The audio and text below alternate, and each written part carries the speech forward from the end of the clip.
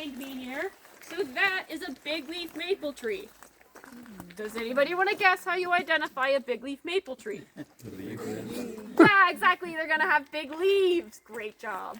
So if you see these really big maple trees with those really big leaves, sometimes the size of dinner plates, that's going to be your big leaf maple. But these are also the trees that tend to be covered in the most moss. So those big leaves provide lots and lots of shade for the mosses in the summertime, so right about now.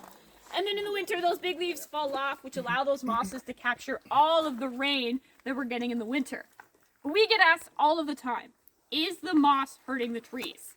Which is a great question, and we're going to kind of talk about it together and decide whether or not we think the mosses are hurting the trees.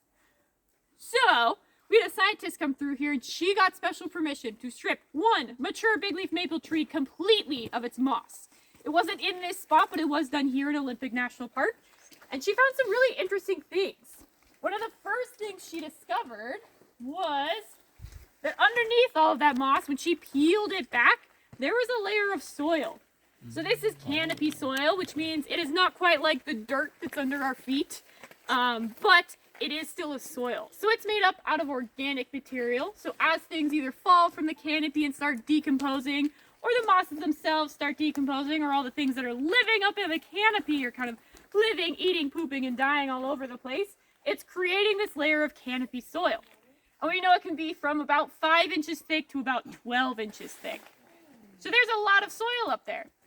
And I'll pass this picture around as well, but as you were looking at it, you will notice there are roots growing in this soil. But there's one really important thing to know about mosses. They don't have roots. So where do we think these roots are coming from? Trees, yeah. And the really cool thing is that these roots are coming from the trees themselves. So we'll pass this around. It's making its own little roots in the dirt? Yeah, so big leaf maple trees have a special adaptation where if their bark comes in contact with soil, they can start growing roots there. So these trees are growing roots out of their branches and up into that canopy soil, where they now have access to all of the nutrients from the stuff that is decomposing into this canopy soil. And there's lots and lots of stuff that are living in the tops of our trees. So what do we think is living all the way up there in our canopy? Birds, yeah, we heard them a little bit ago. Squirrels. Chipmunks. Chipmunks. Bugs, lots of bugs. Yeah, so many bugs up there. You can even find earthworms up there. You can find slugs up there. There's all kinds of stuff.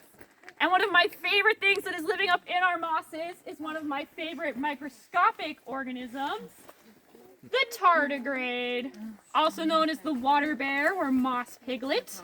They're very cute. So these guys are very, very small. Most of the time you need a microscope to be able to see them. So they are microscopic organisms. I'll pass this picture around. But the great thing about these guys is that they are extremophiles. So they can live in really extreme environments. We can find them in the deserts. We can find them in glaciers.